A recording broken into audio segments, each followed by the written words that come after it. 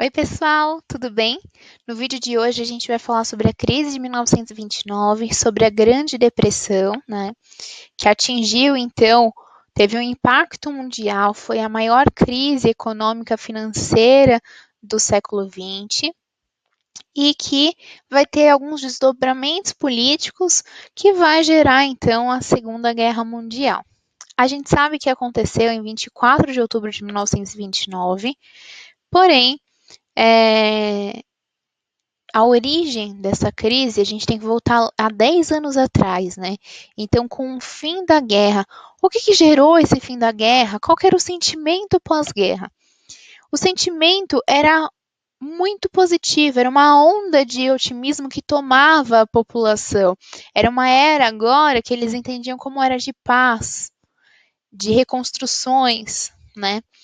Apesar dos países estarem, né, devastados, não só economicamente, mas socialmente, onde a França e a Alemanha perderam 4% da sua população, não tinha mão de obra, o sentimento, principalmente norte-americano, era um sentimento muito positivo, porque até antes do fim da guerra, a economia norte-americana era muito boa. E agora, quando não tem mais ninguém concorrendo ali com o comércio norte-americano, as bolsas de Nova York simplesmente dão um pulo, se multiplicam em 20 vezes. Então, os Estados Unidos acaba tendo uma supremacia econômica, uma supremacia financeira. Nesse momento, as tecnologias que eram usadas ali na guerra vão ser convertidas para o uso da população, né? Então vai aumentar o consumo. Algumas tecnologias, principalmente, foram para o campo, né? Então nós temos um consumo muito maior. Tivemos outras transformações também, nos anos 20, que vai ser chamado como loucos anos 20, não só na área da moda ou da arte, mas também vamos ter agora o direito do voto para a mulher, tá bom? Então, os Estados Unidos que não tinha se envolvido territorialmente na guerra, estava muito bem, obrigada, enquanto outros ainda estavam tentando se restabelecer. E isso é uma contradição, né? É uma dualidade. Enquanto os países que estavam envolvidos territorialmente estavam completamente devastados, os Estados Unidos não. E qual que era essa política, o cenário que se tinha dessa política nos Estados Unidos, então? Bem, era uma política isolacionista, porque se o resto do mundo está quebrado financeiramente, os Estados Unidos adota essa medida para tentar perpetuar ali a sua supremacia econômica.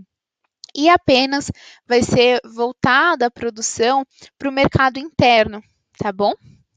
Mas para você estar tudo tão bom desse jeito, como começa a crise, né? O que contribuiu? Como que começou a crise? Bem, os fenômenos que contribuem, a gente pode falar, quando os estados ali, os países europeus, começam a se estabilizar, a voltar, isso ameaça a supremacia econômica norte-americana. O choque de produtividade que se tinha, como eu falei da tecnologia agora, vai causar um problema. Por quê? Porque a tecnologia, ela aumenta a produção e diminui o custo. Então, não precisa de tanta mão de obra, vai baratear e vai ter uma produção muito maior, principalmente nos campos. Então, a gente vai ter uma quantidade muito grande de desemprego e uma superprodução. Esse é o choque de produtividade que eles não estavam acostumados ainda. E uma euforia, esse sentimento pós-guerra, de otimismo, de que as coisas só estavam indo de vento em polpa, que só iam melhorar, essa especulação grande que só entende que a bolsa só sobe, que não ia descer, porque se tem essa supremacia econômica, esse sentimento positivo, otimista, né? Então isso acaba fazendo com que haja uma especulação. E qual que é o problema dessa especulação, então? Bem, a especulação, ela vai ser muito justificada pelo American Way of Life, ou seja, o jeito americano de vida, né, de viver. O que é esse jeito americano, então?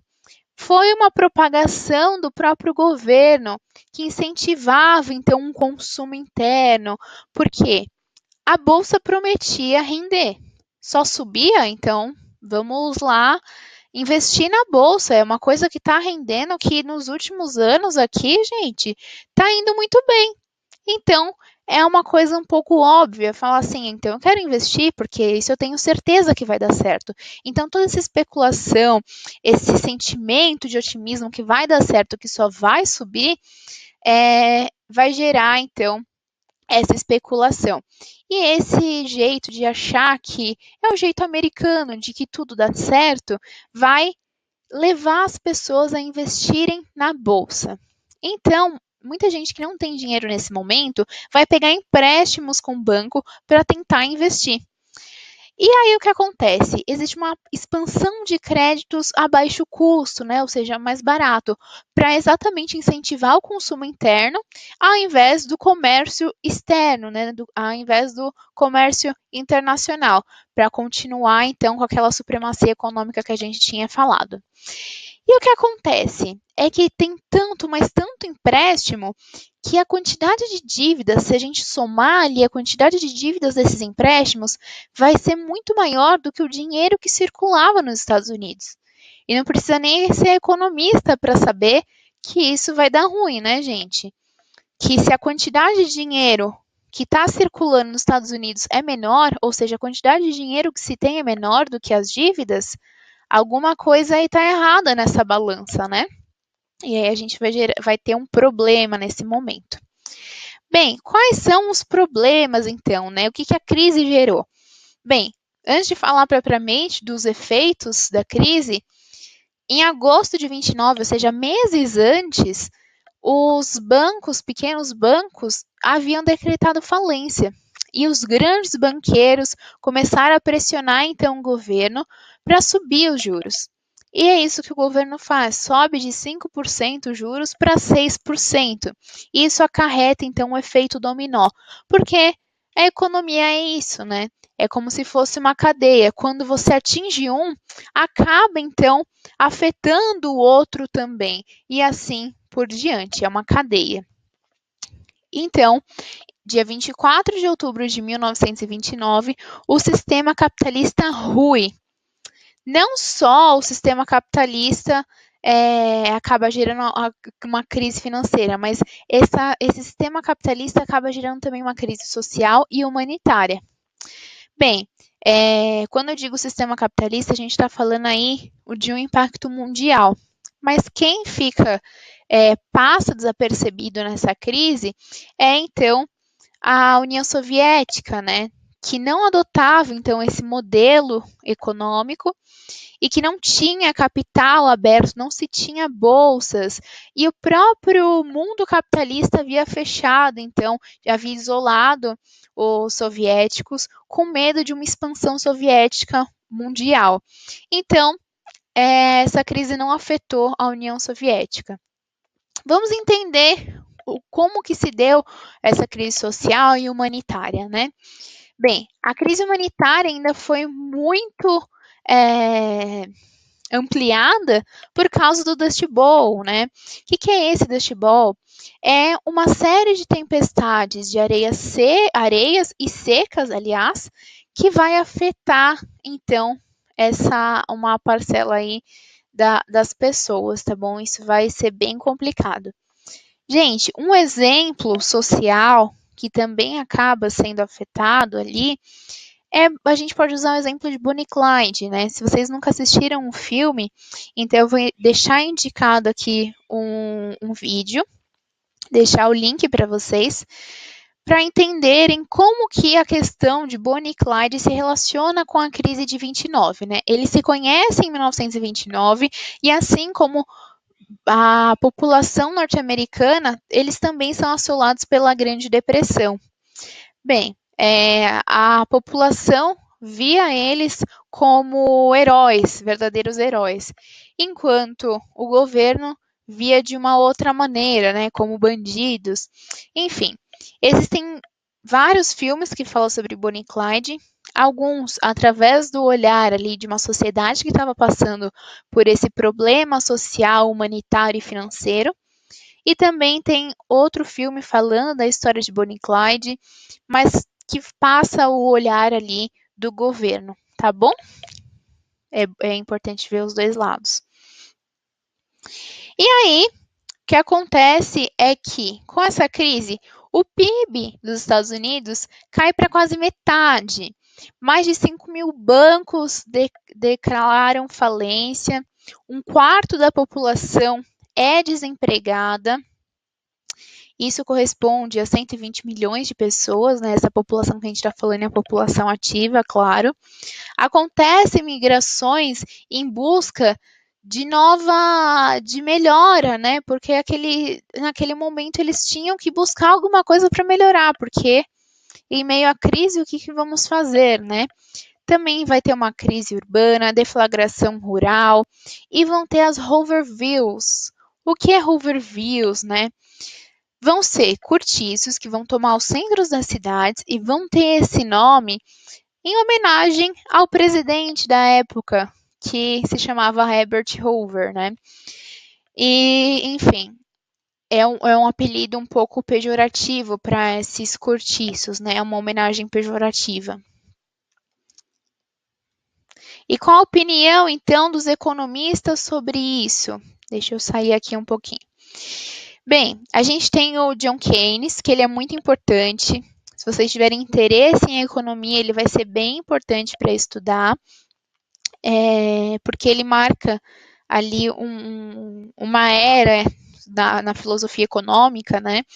E ele vai falar que existe um paradoxo de superprodução, e essa crise aconteceu por causa desse paradoxo de superprodução, onde o Estado tinha que ter acompanhado esse processo de produção e o que ele geraria, né? E ele acaba sendo esse marco porque ele quebra com a teoria do Adam Smith, que fala que o mercado se autorregula, e ele fala não, o mercado não se autorregula, a própria prova é a crise de 29, né? E o Estado precisa intervir. Essa é a opinião do John Keynes, né? Depois nós temos o Friedrich Hayek. Ele acredita que a grande culpa, então, da crise é devido à expansão de crédito, né? Acaba agravando mais. Essa expansão de crédito piorou a situação da crise, essa expansão de crédito barata, né? Enquanto o Milton Friedman vai falar que não, que tem sim que injetar dinheiro no capital, mas esse dinheiro tem que ser levado, então, tem que ter o objetivo de socorrer pequenos bancários, né? Pequenos banqueiros, aliás. E, em vez de subir os juros, tem que abaixar, né? Eles foram pelo caminho ao contrário do que o Milton acreditava. Agora estão tendo uma outra opinião, né? Que é o Nikolai Kondratiev, que ele vai mais um pouco para o lado marxista da coisa, né? Da economia. E ele vai falar que essa consciência é esperada dos ciclos capitalistas, que esses ciclos eles são na base do preço e dos juros, mas que primeiro eles acabam indo muito bem, depois estagnam e depois eles retrocedem, né, abrem ali um recesso, e que isso é normal e é esperado de um sistema, de um ciclo capitalista. Agora nós temos um outro aqui que publicou a sua opinião sobre a crise de 29, sua teoria, né, nos anos 2000, que é o Joseph Stiglitz. O que ele diz? Que o sistema demorou demais para conseguir entender, para conseguir se adaptar a essas novas tecnologias que geraram essa superprodutividade.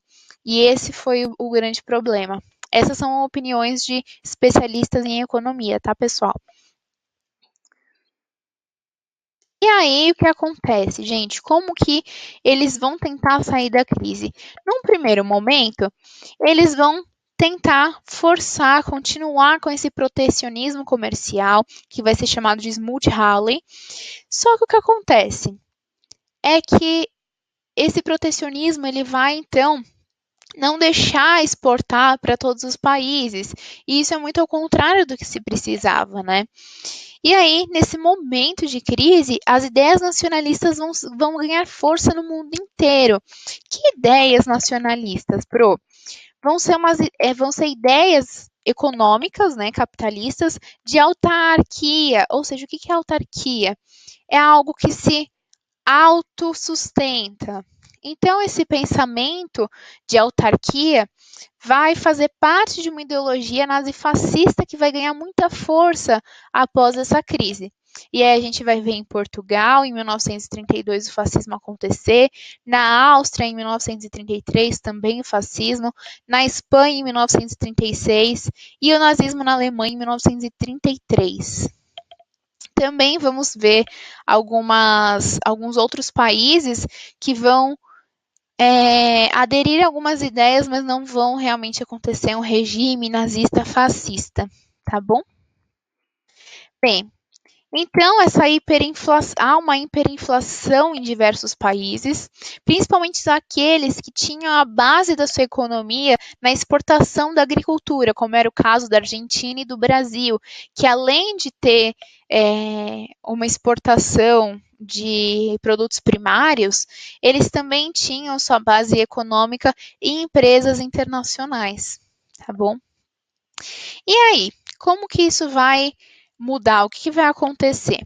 A única forma, a única solução que se tem nos Estados Unidos vai ser quando eles mudam então de governo. Vai ser no governo Roosevelt. Deixa eu colocar aqui, melhorou. O que acontece? Eles vão conseguir sair da crise adotando um novo modelo econômico que vai se chamar New Deal, tá?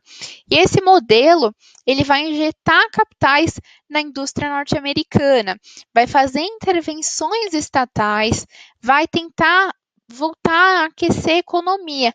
Como? Abra o livro lá na página 85, pessoal. Desculpa, 87. Na página 87, gente, a gente vai ver a linha de atuação do New Deal. O que ele vai fazer, então, pelos empregos, né? Eles vão colocar salários fixos ou pelo menos determinar salários mínimos e diminuir, então, a quantidade de horas trabalhadas semanalmente. E aí eles vão começar a investir em obras públicas para tentar absorver uma mão de obra que era ociosa, para tentar tirar, então, esse desemprego. Se agora a gente diminui o desemprego, o que vai acontecer? Esse trabalhador vai receber salário, logo recebendo salário ele vai poder consumir e aí o dinheiro volta a circular, a economia volta a reaquecer, né? Se a gente for falar então em empresas, eles abaixam os juros, né, para essas empresas e as que estavam falindo então vão acabar se tornando estatais.